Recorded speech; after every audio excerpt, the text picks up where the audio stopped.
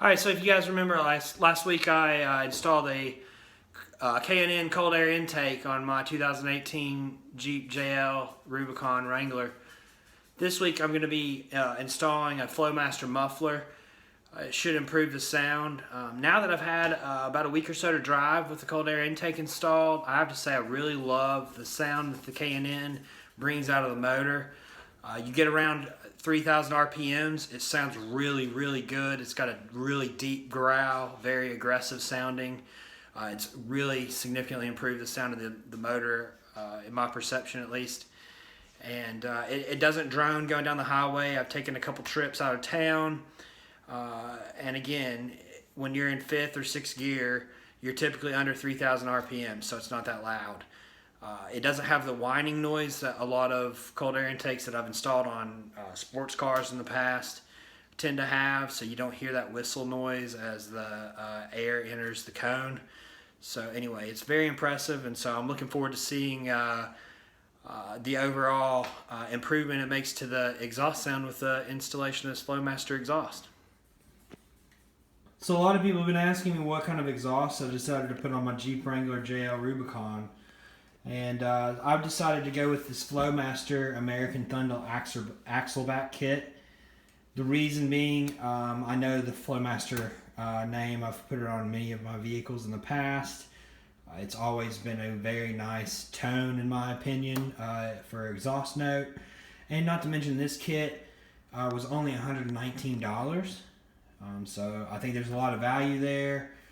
I've installed some other exhaust systems on previous Jeeps I've owned, and I don't know, I've just always found that there's really not that much of a difference between the performance gain you see between Dyno Max or MagnaFlow, Borla, etc.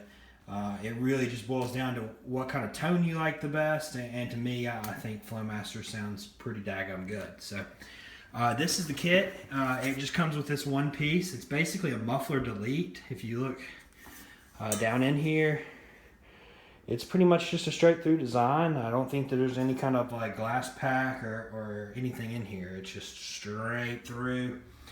You have this really nice chrome tip here, polished, and you can see the welds on there. If you look closely at the welds, you can see the teardrop pattern there. Those are really good welds. So whoever welded this took a lot of pride in it. So I'm going to get underneath the Jeep, and we'll see what we got to do to get this thing installed.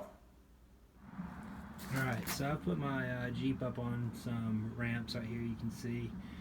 This just helps create a little bit of additional ground clearance so I can get up underneath there and pull this old muffler out.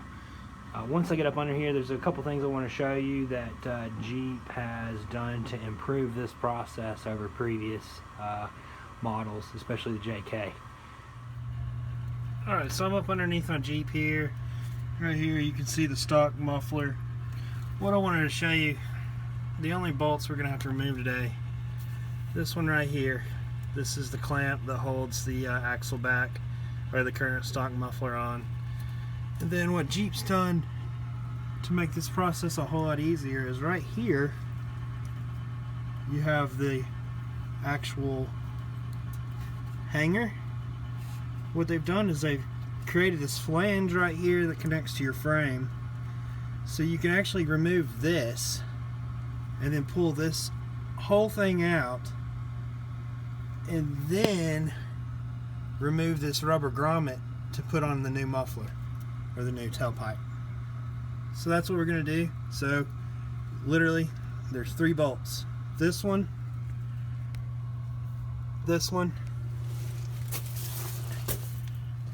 and this one on this side. So right now this muffler's still a little hot. I'm going to let it cool down and then we're going to take it off.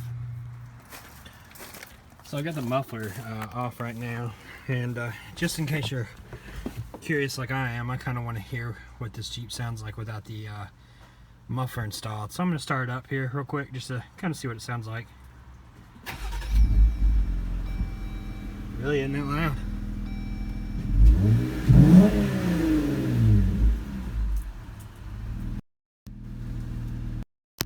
Alright, on with the rest of the show. So I accidentally lied to you here. I got the stock muffler off. There's actually 5 bolts you have to remove. So there's 2 on each one of these flanges. It takes a 13 millimeter to take these off. And then again you have the 15 millimeter right here to remove this clamp. As you can see, this part of the exhaust is pretty restrictive the way it's flattened out. I'm assuming that's to kind of fit it around the axle. But the new muffler should open that on up. And I'm getting ready to get that installed next. So there it is. We have installed this Axleback American Thunder Flowmaster system. Here you can kind of see it's really flush up against the frame right here. So it's really tucked up here really tall. There's tons of clearance through here. This was probably the most challenging piece to get put on right here because there's a bolt that goes right up in there, and it's really difficult to get this all lined up while you're shimmying this around to slide over this. I actually had to take a hammer and widen this mouth out a little bit to get it to fit over this pipe. So that was another little extracurricular activity I had to do to get this to fit on. But all in all, it took about an hour to take the old one off, put this one on, and everything. So let's get it started up and see how it sounds.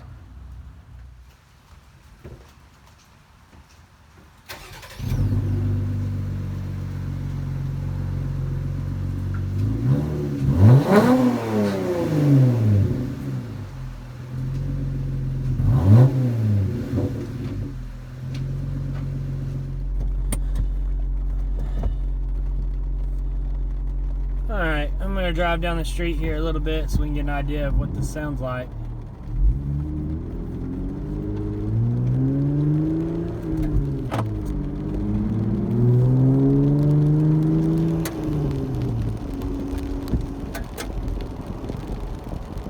It's actually pretty moderate for all things considered, you know, a muffler delete kit.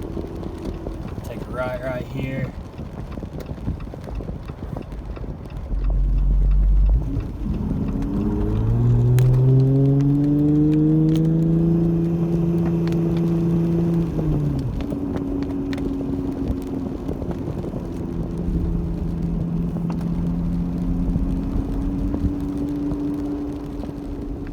So this is a little bit of a straightaway that I'm about to turn on too, so open it up just a tad.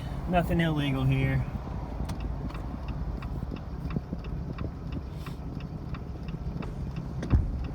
It's a little rainy, so I don't want to get too crazy. Alright, here we go.